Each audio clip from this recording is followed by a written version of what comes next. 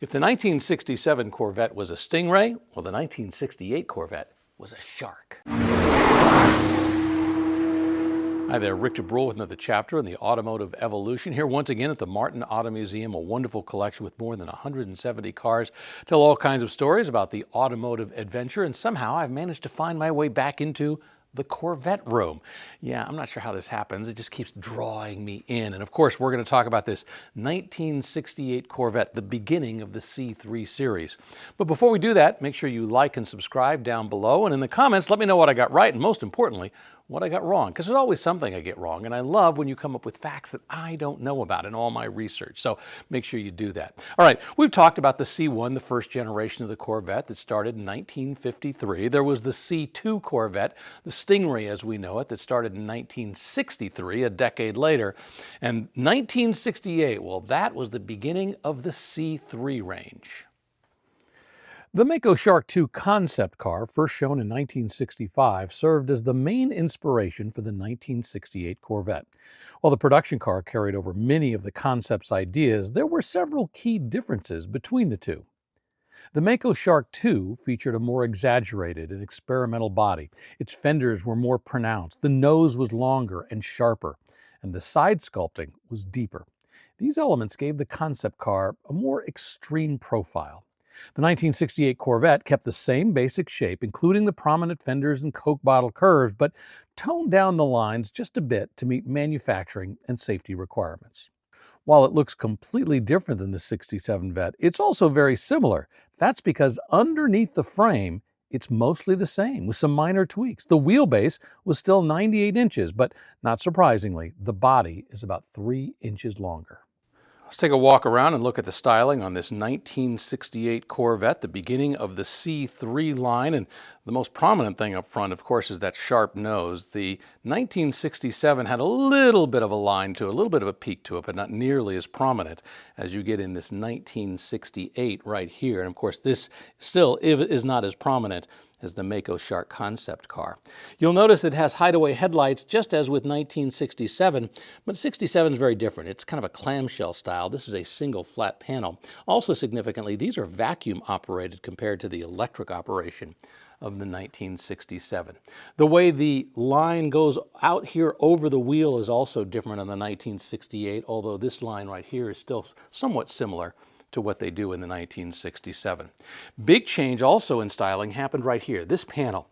In the 1967 edition, the one right over there, well, that one has exposed windshield wipers. 1968, they created this panel. It's a hideaway unit so that this clicks up when you need to use the windshield wipers, and then it goes down to hide them. So it's a much smoother styling.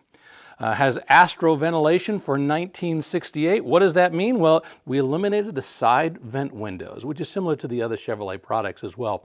Didn't need a side vent window. Now you had astro ventilation. This door handle mechanism is unique to 1968 because you had to both push in and push the button at the same time to open the doors like this. They decided that was a little too complicated for 1969. They got rid of that. I mentioned the fact that it has a cut-off tail. Once again, as you look over there, see the angular look to the 1967? Well, this is a much flatter look that they're going to continue on with some time, although eventually in the C3, they also go to an angular look in the back. The one thing you did not get on the 1968 Corvette, this new body style, was much room behind the driver. I mean, if you look over here, you see plenty of room in back to store things in that 1967. Yeah, not so much right here, especially in the convertible model, as you can see. And even with the hardtop, because it was cut off. This was also, if you got a coupe version, this was the first year that Chevrolet was offering the T-top. Remember the T-tops? Well, Corvette was the first one to really put it into big production. I think it was originally patented by a guy named Gordon Burek, who he did things like the Core, the Auburn Boat-tail Speedster. And in fact, I think he actually sued Chevrolet over the fact that they were using that. I think they had some kind of a settlement when it was all said and done. Color-wise for 1968, well, British green was a very popular color. In fact, it was the #1 color, which is kind of surprising to me, just barely edging out Le Mans blue.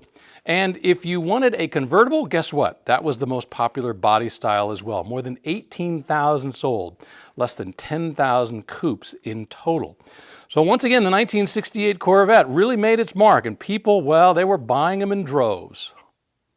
Now, here at the museum, we're fortunate to have a 1967 and a 1968 Corvette side by side, and we can actually make some comparisons and similarities between the two cars. We'll start by looking at those clamshell hideaway headlights on the 67, of course, very different than the flat covers on the 68. The 67 nose also doesn't stick out as much, a little flatter across the front. When you compare it to the 68, it has that Mako shark look I was talking about, much sharper. Looking at the wheel arch, it's got a very sharp crease at the top. Now it has a more rounded look over the wheel. If we compare that to the 67, well, there's still a sharp crease at the top, but the slope is much longer. See how it goes all the way from the front of the car to the door, right here. And if you go to the back of the car, kind of similar changes again. Once again, it has a sharp crease, but notice how it comes down right here and flares out. So to go to the 68, and you'll see different styling. Notice how it comes down and it has a little lip right there, a more rounded look on the outside. All right, let's go to the back of the car. Of course, here's the, well, let's call it a ducktail if you'd like. Very different styling, sort of, angular sticking out. Of course, we got that stinger right there. But you compare it to the flat, almost a camback on the 1968. And that's for good reason. You know, it's got a little bit of a spoiler right there. And the result is it's cleaner aerodynamically. It creates less drag, it creates less lift. So it's a better aerodynamic shape for the back of the Corvette in 68. All right, let's take a look under the hood of our 1968 Corvette. The 327 engines, which were kind of the entry-level engines for the Corvette, those pretty much remained unchanged. The 427, well, those remained pretty much intact, and those were really the centerpiece now of what was available for the 68 Corvette. So let's go back to the base engine, a 327. It was rated around 300 horsepower. You could get a higher output version of that same engine, the 327, that would give you about 350 horsepower.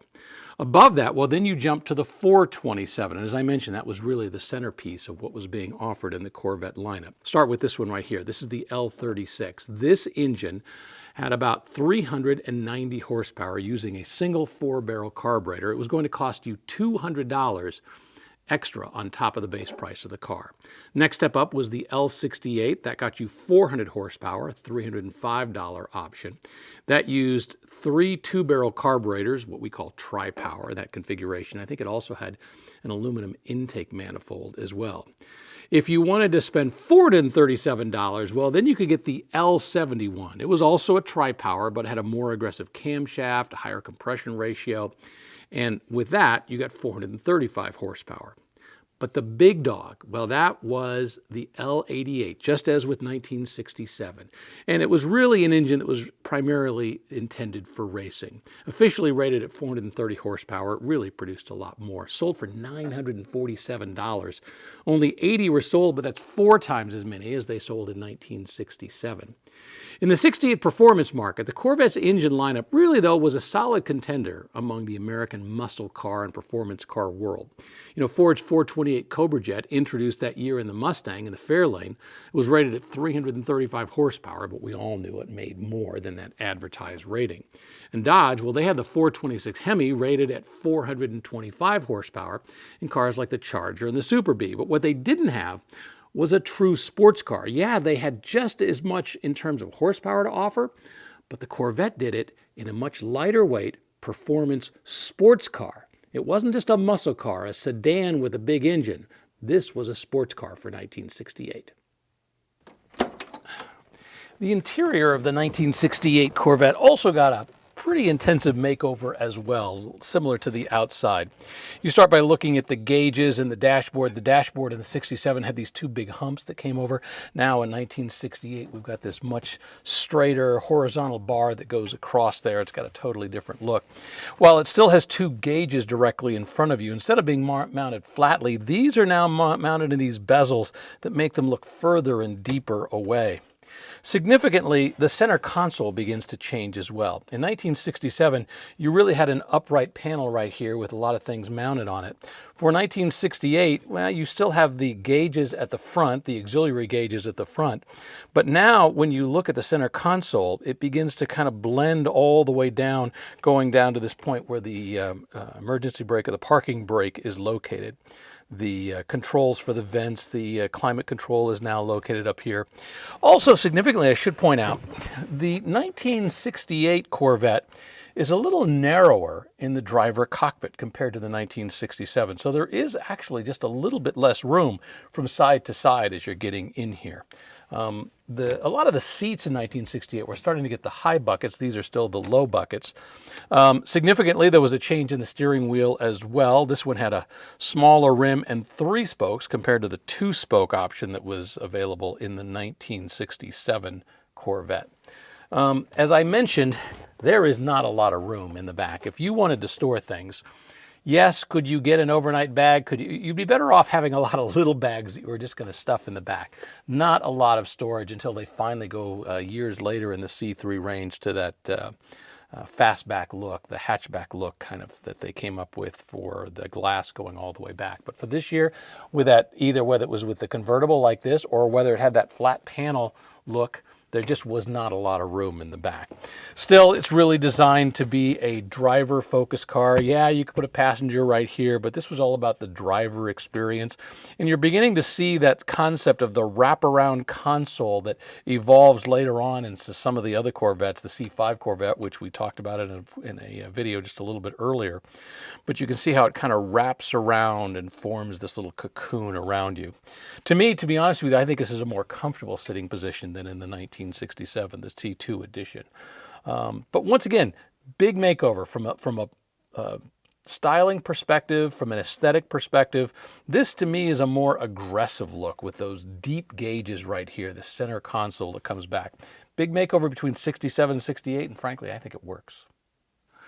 Over the following years, the C3 went through some, let's call them incremental changes. You know, in 1973, the body got some minor styling changes. They actually got some flared fenders to accommodate wider tires. That sounds cool, but the 1973 model also introduced a significant update with new front bumpers made of urethane to meet the federal crash standards. And the rear bumpers, well, they remained chrome at first, at least until 1974, when they too switched to those urethane bumpers, which some people really hate. Throughout the mid-70s, the Corvette faced increasing emissions and safety regulations, and while the car still looked fast, horsepower was draining away. In 1975, it bottomed out at just 165 horsepower. Pretty anemic for such a fast-looking car. 1978, the body got some minor and important restyling. It featured a new fastback rear window that improved aerodynamics and, most importantly, finally increased the luggage space. The final update to the C3's appearance came in 1980 with new front and rear fascias on the car designed to improve the airflow. It also had lighter body panels and aluminum components, so it was lighter. Production of the C3 finally came to a close in 1982. Interestingly, there was no 1983 Corvette. The C4 didn't launch until '84. Still, the C3 legacy, well, think about this. This body style went on for 15 years, still one of the longest running body styles within the Corvette world. And for many people, well, it was a great bridge between the performance of the beginning of the C3 run to when performance was finally beginning to come back in the early 80s. And that dipping point in the 1970s where they were running 165, 185 horsepower, but at least as the tail end of the C3 was coming along, performance was starting to come back. C3, very important, and for me, somebody who came of age when these were on the streets, to be honest with you, this Mako Shark body style will always be my favorite.